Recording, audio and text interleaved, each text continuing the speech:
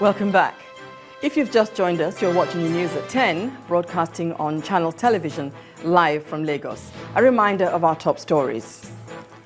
APC wields the big stick, adopts Yahaya Bello as its candidate for Kogi governorship election on December the 5th. EFCC arrests former Minister of State for Finance, accuses him of conniving with former National Security Advisor to allegedly defraud the country. Former President Goodluck Jonathan's convoy assaulted by young men believed to be former militants loyal to one of the governorship candidates in Bayelsa State. And President Muhammadu Buhari at the Climate Change Summit in France canvasses support for the implementation of the Lake Chad Basin project.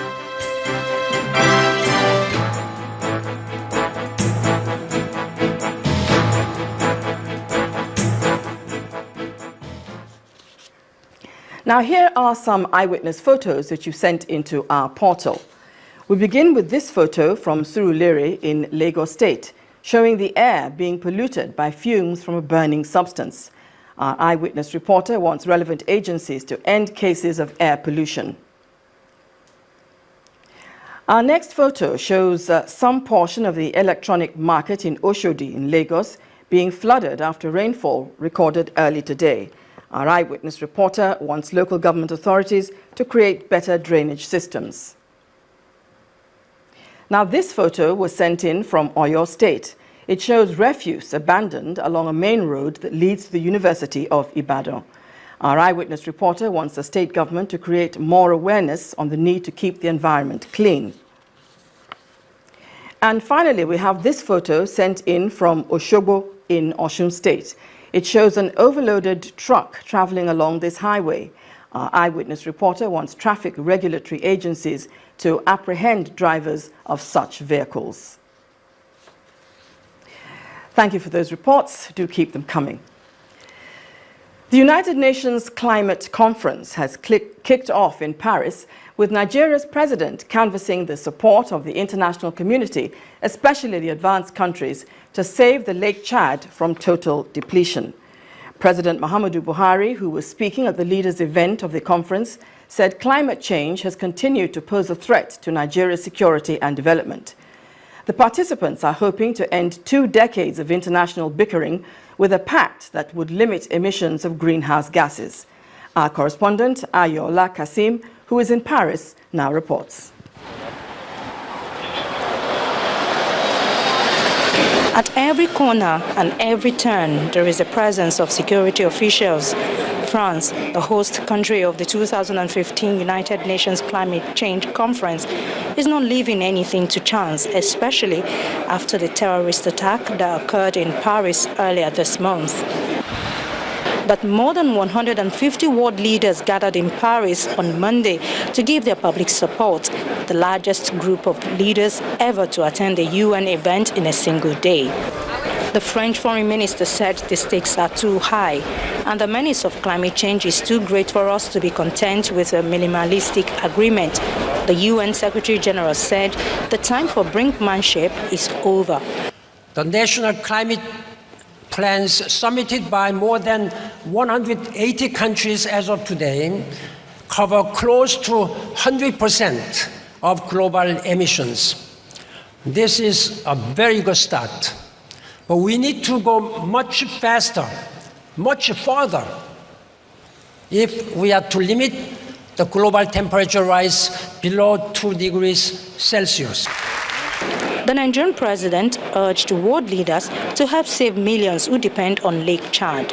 If that region is secured by the program being submitted by Lake Chad Basin Commission to empty one of the rivers from Central African Republic into Chad Basin, at least 5 million people will benefit, and those who live through poverty and oppression of the terrorists will no longer dare to cross the Sahara Desert and the Atlantic, in which most of them lost their lives. It is therefore in the interest of all of us to make sure that this project that was first mentioned in 1925 should be executed. The last major climate conference 5 years ago in Copenhagen failed to secure sign-up to a universal target for reducing emissions.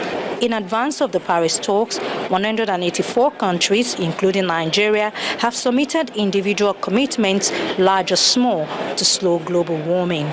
The consensus here is that Paris must mark the turning point, but whether the world leaders will mark their words with action is what we have to wait for till the end of the meeting, when the final agreement will be released. From Le Bourget in Paris, the venue of the climate conference, I'm Ayola Kasim reporting for Channels Television News. The month of December is usually one difficult period to safeguard the lives of people and public places, particularly big cities across the country. Against this backdrop, the Inspector General of Police, Mr. Solomon Arase, has advised Nigerians to be more vigilant during the Yuletide. He says people should be suspicious of attractive gifts as they may be laden with explosive devices. He also warned people against going to public places and parties during this period. But he gives assurances that the police will effectively manage churches and other worship places. But yesterday in Abuja, some gunmen engaged security operatives in a shootout in Kuje area of Abuja. Some of the operatives, 6 of them, were reportedly killed. This brings to question the issue of safety. And to assess this situation and how best to police society, I'm now being joined on the news at 10 by Wilson Inalegu, the Commissioner of Police in the Federal Capital Territory. Welcome. Thank you very much. Well, Commissioner, sporadic shooting is always a cause for concern, but in the Federal Capital Territory and on the eve of Yuletide celebrations, it could be alarming. So what are your officers and rank-and-file policemen and women doing to safeguard citizens during this holiday season? Yeah, thank you very much. I will make a clarification because indeed we had an incident at the Chukuku village between Kuje and Gwagwalada, but no life was lost. No weapon of the police was lost. I think I would describe it as a minor incident. So I just felt that I need to make this correction before I go further. Okay. Additionally, the police in FCT and of course across the country has in place a lot of strategies in response to the Ember months we are all in. Because at this time we need to heighten security to ensure that our people are assured of their safety and security, particularly in a place like the FCT. And so what we've done, we've made strategic deployment across FCT. We've had strategic and robust relationship with other agencies. As I speak, we have an ongoing operation jointly being conducted by the Nigerian Police Force, the Military Gas Brigade, the DSS, and Civil Defense, and of course, other critical stakeholders. If you go across FCT, at all the corridors leading to FCT, the safer highways are fully deployed and properly supervised. In addition to this, in line with the Inspector General of Police intelligence-led approach to policing and community-oriented policing, our covert operations are also ongoing. And more importantly, the FCT residents are our partners, and they've continued to report suspicious behavior. And that has helped us to deter and prevent crime in the FCT. Our visible deployment is, of course, to reassure our people that the police force is fully determined and will not rest on its laurels, and will ensure that it's security for all and sundry. And I think we have the security situation in the FCT, I would describe to be very calm. But again, we will not rest on our oars because, like I always remarked, it's like having a beautiful lawn. You've got to keep it trim so that it doesn't grow and become bushy, and that's what we're doing. The situation is okay, but we'll continue to keep it and sustain it. And our ongoing joint operations, and of course, our tax team, again, working with some relevant FCT departments, is also very helpful. So I think FCT is very calm, and we are very determined to give us people good Christmas. Security of worship places is being heightened, both on Fridays and on Sundays. Everything is being done to work with the private security deployed to churches and mosques with this collaboration so that we have proper access control. And of course, asking our people to be vigilant. That's all right, let me just cut in here, because it was just yesterday that President Buhari spoke about violence and extremism thriving if good people remain idle and complacent. And I imagine that you do agree with him. So apart from the vigilance that you spoke of, how else would you expect citizens to make their own contribution towards a safer environment? What we've done, we've given us our helplines. And the helplines we've given out, we've asked them to reach us at any time on a 24/7 basis. And we have the response capability to deal with any critical incident that may come, that may be given to us as a result of these calls. And so the way they collaborate with us, and also to reassure them that we'll treat any information given to us with strict confidentiality.